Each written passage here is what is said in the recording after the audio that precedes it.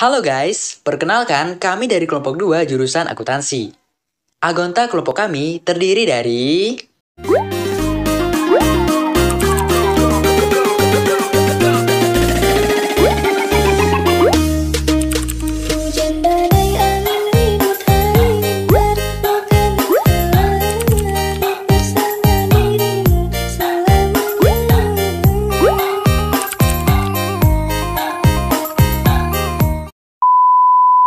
Di video ini, kami bakal bahas kerangka konseptual mengenai pengukuran dan pengakuan dalam elemen laporan keuangan. So, enjoy the video ya!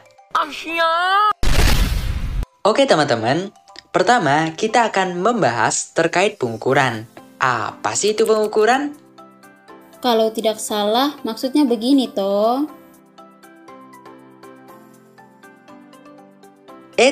Tapi pengukuran yang bakal kita bahas bukan pengukuran seperti itu ya.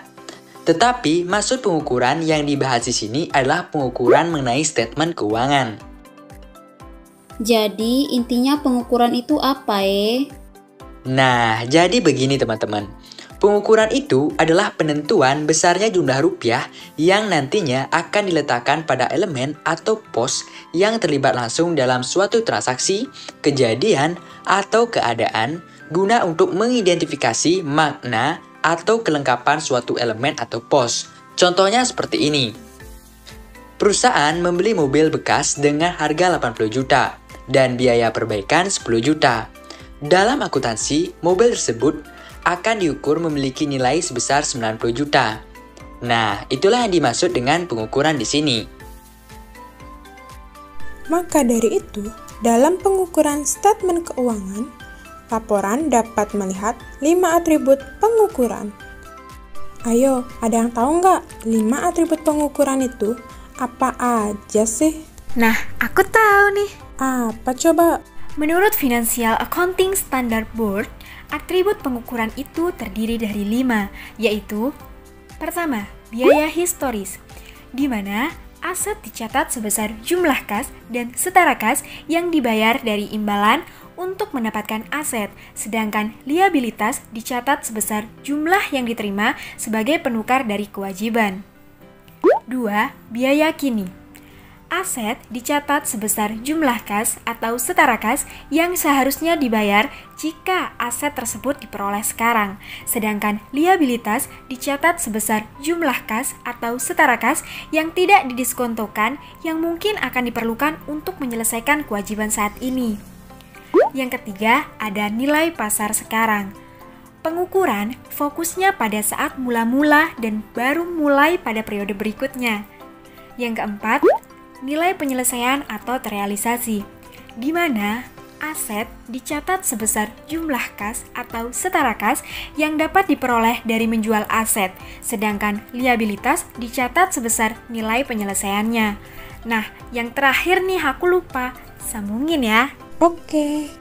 Kelima, nilai sekarang aliran kas masa datang terdiri dari 3, yaitu pertama, nilai sekarang adalah nilai uang di masa depan yang dinilai sekarang dengan asumsi berdasarkan tingkat return tertentu.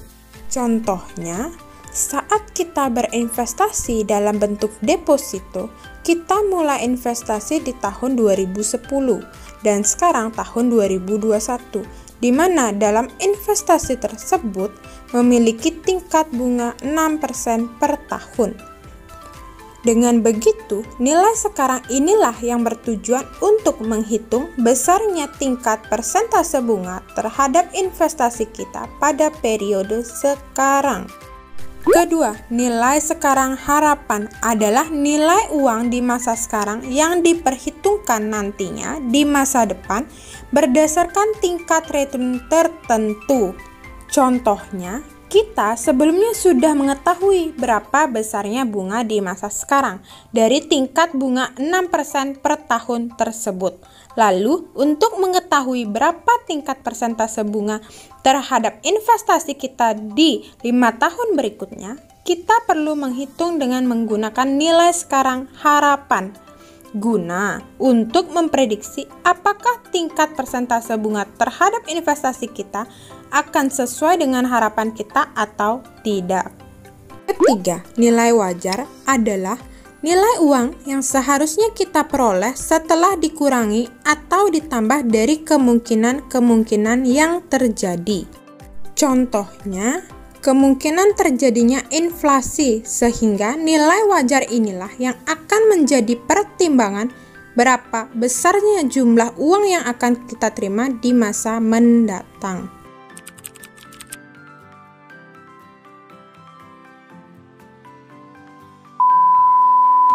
Eits, tunggu dulu, belum selesai. Kali ini kita akan membahas mengenai pengakuan. Ayo dong, ada yang tahu nggak pengakuan itu seperti apa? Oke, kami kasih waktu 5 detik untuk kalian berpikir ya.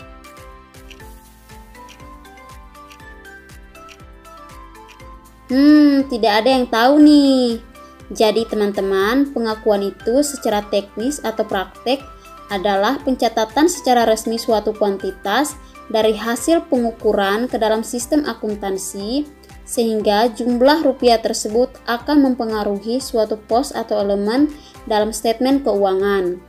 Misalnya, nilai pembelian sebuah aset yaitu mobil dengan nilai perolehan sebesar 78 juta, maka dalam akuntansi nilai tersebut akan mempengaruhi aset tetap, tepatnya pada akun kendaraan sebesar 78 juta. Oke, jadi dari pengertian pengakuan yang sudah dijelaskan, menurut teman-teman pengakuan fundamental yang baik itu seperti apa ya? Ada yang tahu kok tidak? Oh, tidak ada Baik, jadi begini, pengakuan fundamental itu harus memiliki 4 kriteria, yaitu yang pertama, definisi. Pengakuan fundamental dapat memenuhi definisi dari elemen laporan keuangan. Yang kedua, dapat diukur. Pengakuan fundamental memiliki atribut yang relevan dan dapat diukur dengan cukup andal. Yang ketiga, relevansi. Informasi yang berkenan membuat perbedaan pada keputusan penggunaannya. Yang keempat, keandalan. Informasi tersebut representasional, tepat, dapat diverifikasi, dan netral. Baiklah teman-teman, sekian video pembelajaran dari kami. Semoga bermanfaat dan menambah ilmu teman-teman ya. Jika ada pertanyaan, komen di kolom komentar ya. Thanks for watching and see you on the next video.